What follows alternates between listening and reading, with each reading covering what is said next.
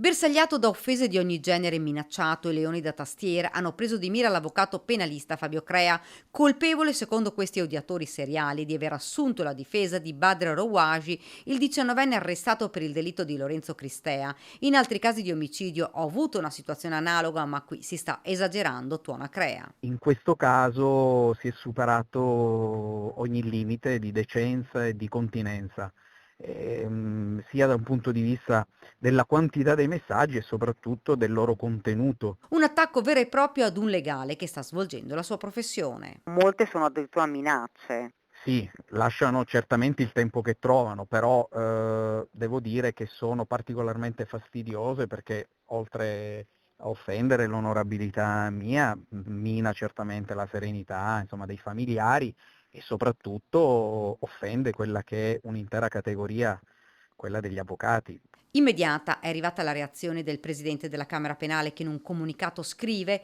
si condannano con fermezza questi biasimevoli comportamenti che colpiscono a vile il singolo avvocato e la stessa funzione difensiva. Infine si legge: l'attacco al singolo avvocato rappresenta e sempre rappresenterà un attacco all'intera avvocatura.